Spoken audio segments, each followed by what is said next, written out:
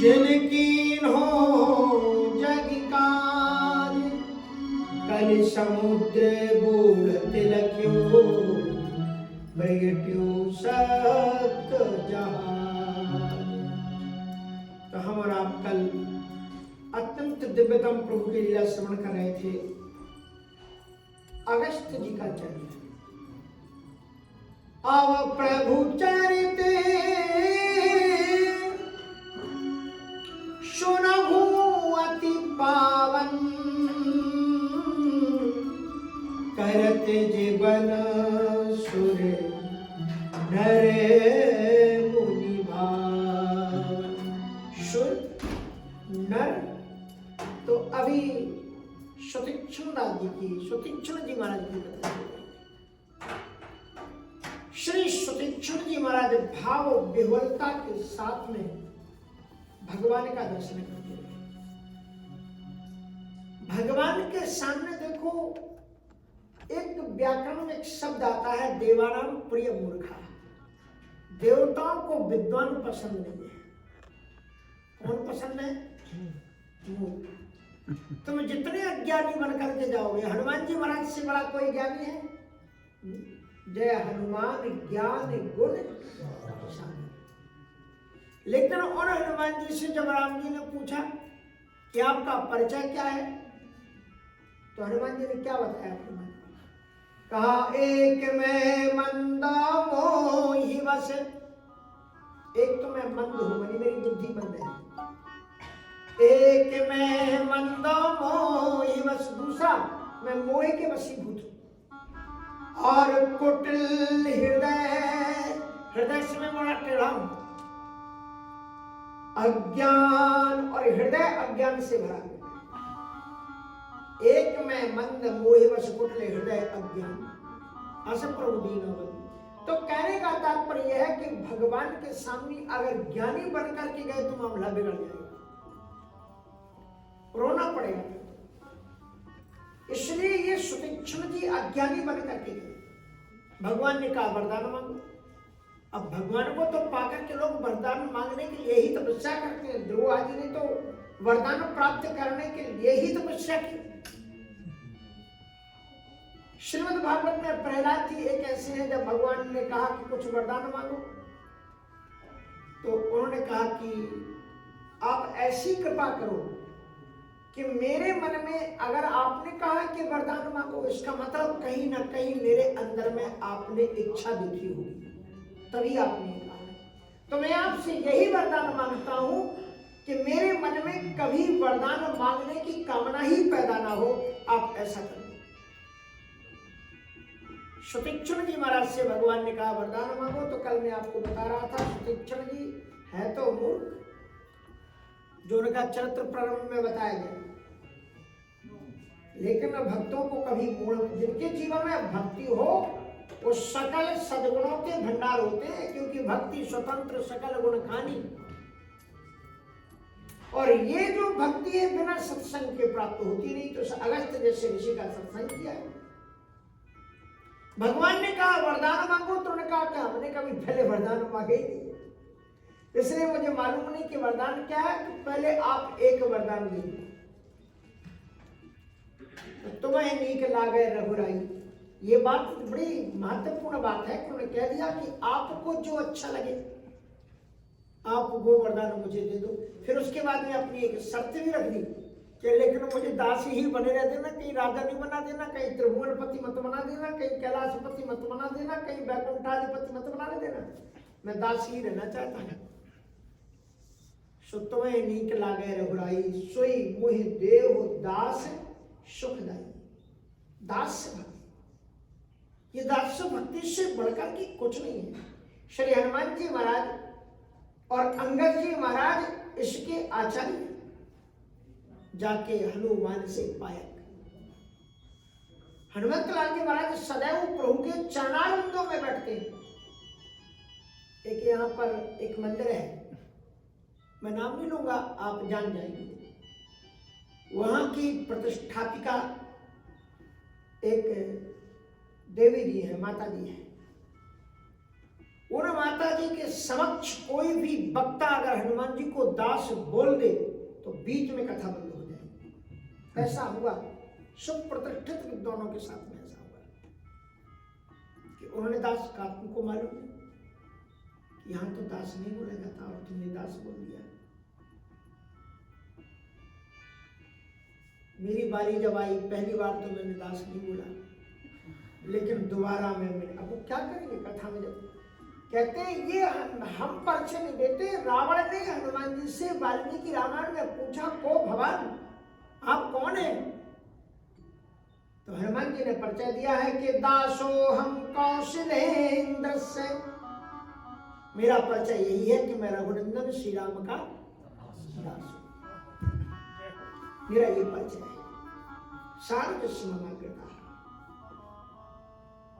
इसलिए बड़ी सुंदर बात उसमें कहते हैं, ये जो दास का उनकी भी भावना बहुत अच्छी है। जो माता जी की भावना है कि हनुमान जी को दास ना कहा जाए, पर एकांगी है, सर्वांगीण नहीं है।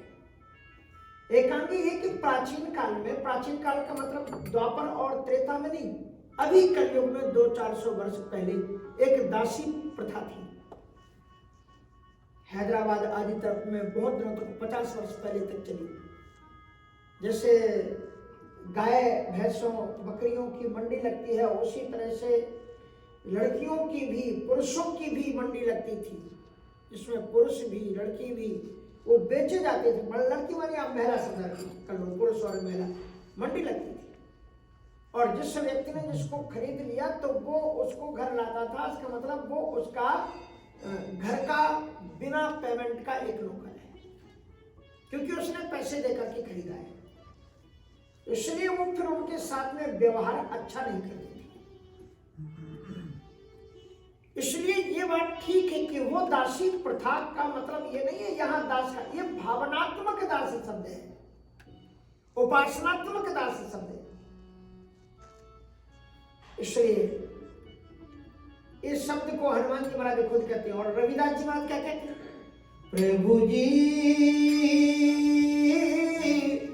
तुम चंदन हम पानी, प्रभु जी तुम चंदन हम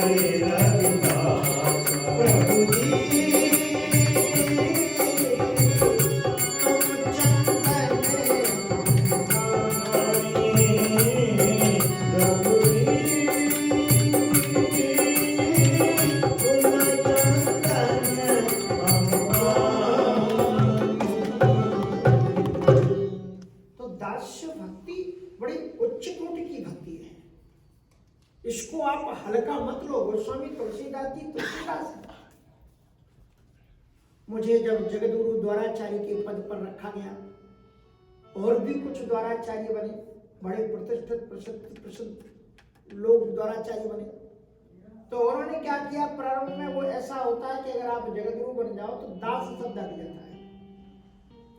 फिर सीधे जैसे शंकराचार्य, तो नाम के आगे आनंदगिरी कुछ भी नहीं रहता, तो आचार्य हो जाता है।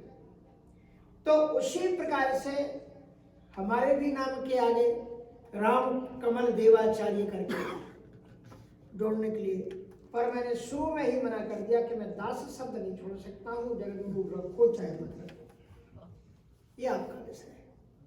इसलिए मैंने कहा दास शब्द से मुझे बड़ा प्रेम है।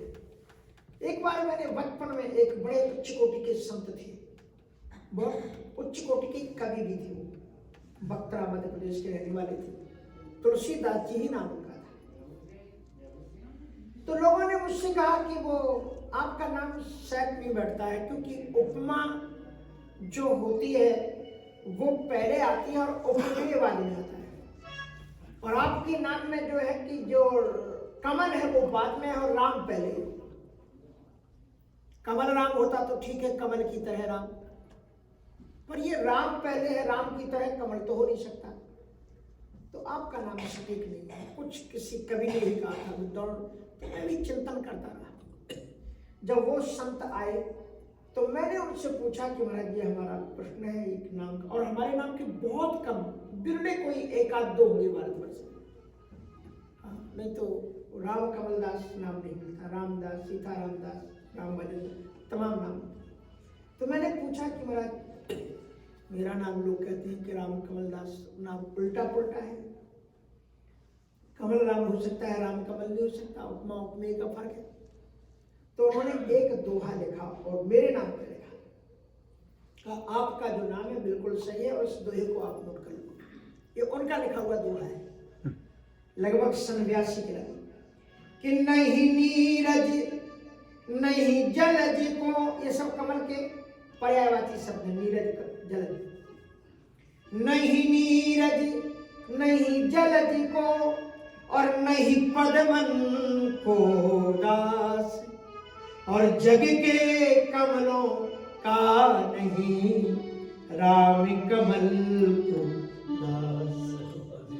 मैं दुनिया के साथ में, दुनिया के गले में माला बनकर के पड़ने वाले कमल का दास नहीं, मैं उस कमल का दास हूँ जो राम जी के हाथ में है। इसलिए उस कमल, और कमल की बड़ी विशेषता है, भगवद गीता में कहते हैं कि विरक्त वैरागी के साथ में कमल की उपमा दी जाती है, पद्म पत्र में वहां मिश्रा।